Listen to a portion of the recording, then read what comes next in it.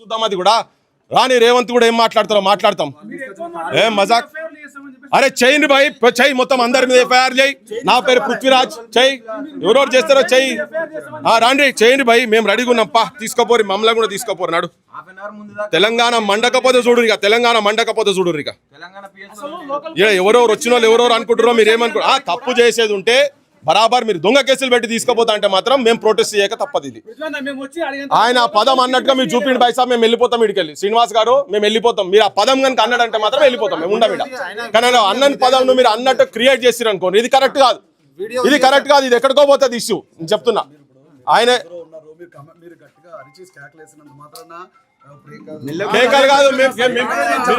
చెప్పండి మీరు మాట్లాడే పద్ధతి ఒక్కరు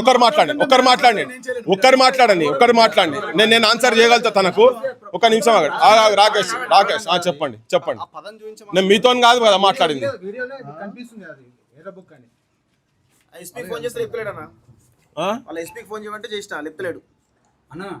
పోలీసులు తీసుకొచ్చిన జీబు కూడా ఓపెన్ జీబ్ అన్న ఎన్కౌంటర్ చేస్తారన్న మనల్ని 100% ఎన్కౌంటర్ చేస్తారన్న నో డౌట్ ఇలా ఎన్కౌంటర్ చేయబోతున్నారు వెంకటరెడ్డిని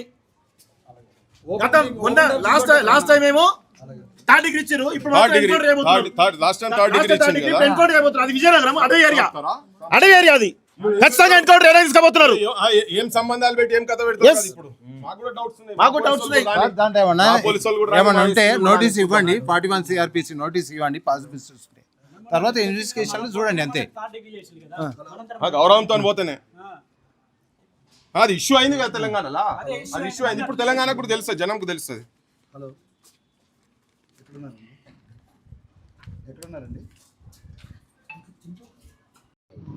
నరహంతక చంద్రబాబు నాయుడు ముసలోడైతున్నా కానీ ఆయనకి ఇంకా తెలంగాణ ప్రజల హక్కులను హరించే ఆలోచన దుర్మార్గమైన పని ఇంకా మానుకోలేదు. ఒక బక్కపల్సటని మా తెలంగాణ రిపోర్టర్ను ఇంతకుముందు మొన్న కర్నూలు తీసుకుపోయి గొడ్డును కొట్టినట్టు కొట్టి ఇటు ముగ్గురు కూర్చొని కాలర్లు బట్టి ఇట్లా పైకని బేహోష్ అయినాక కూడా 3rd డిగ్రీ టార్చర్ చేసిందని చెప్పి తెలంగాణ ప్రజలకు మొత్తం చెప్పినాం. ఏది తనకై తన అడిగిపోతే దొంగ కేసు పెట్టి అక్కడ కూడా దొంగ కేసు పెట్టి ఇవాళ మళ్ళీ ఇంకొక దొంగ కేసు అదేదో రాజ్యాంగాన్ని తిట్టిందని అని దొంగ కేసు పెట్టి తీసుకొని పోయి విజయనగరం తీసుకొని పోయి మరి ఎన్కౌంటర్ చేద్దాం అనుకున్నారో ఏమనుకున్నారో మాకు ఎరకలే. కానీ ఈ లోపల మా వాళ్ళందరూ మా మీడియా సోపతోళ్ళందరికీ తెలియగానే ఇటు కురుకొచ్చి కూర్చున్నాక వాళ్ళు వచ్చినాక అందరు సెల్ ఫోన్లు గుంజుకున్నారు ఫస్ట్. మళ్ళీ మేము గడబడి చేసిన తర్వాత సెల్ ఫోన్లు ఇచ్చిండ్రు. ఎవరు అందరు లోపటేస్తాం రా నాయన అంటే అందరు లోపటేరి మా మీద కూడా కేసులు పెట్టి నడువు మేము కూడా వస్తామని చెప్పాను. అందరు సిద్ధమైన తర్వాత ఇక వాళ్ళు దిగొచ్చారు. మళ్ళీ ఇప్పుడు దిగొచ్చి అలా పై ఆఫీసర్లతో మాట్లాడారు. మరి ఇదంతా ఎటుపోతుంది ఏందనుకున్నారో ఏందో తెలియదు.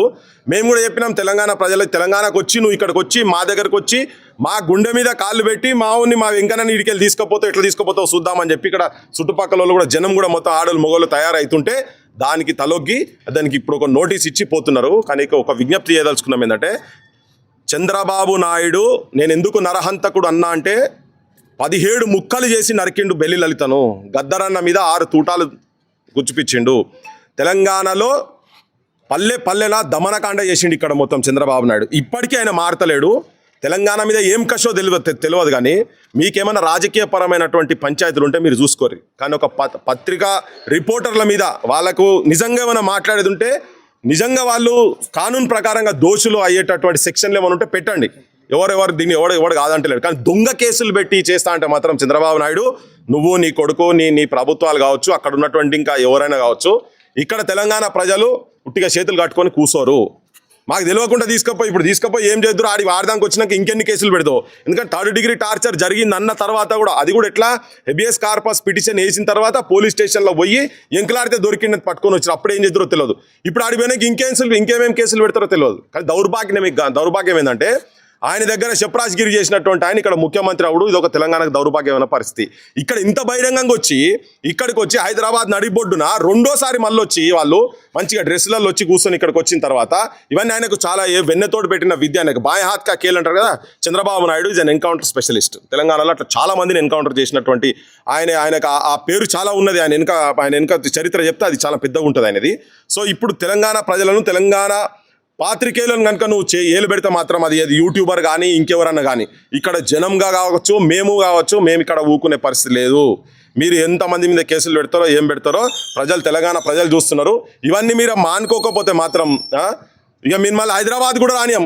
బిడ్డ గుర్తుపెట్టుకోరి, శనివారం ఆదివారాలు మీరు ఇక్కడికి వస్తారు కదా, పెండ కొడతాం రాళ్లతో కొడతాం. మీరు ఇట్లనే కనుక చేసి మా వాళ్ళని కనుక ఎంబడిపడి ఇక్కడ నుంచి ఇల్లీగల్ కేసులు కనుక పెట్టే ప్రయత్నం చేస్తే మా పోలీసు వాళ్ళు, మా తెలంగాణ ప్రభుత్వాన్ని కూడా చెప్తున్నా, ఇక్కడ పోలీసు వాళ్ళు ఏందా ఆయనకు సెక్యూరిటీ ఇచ్చేది ఎక్కడిది?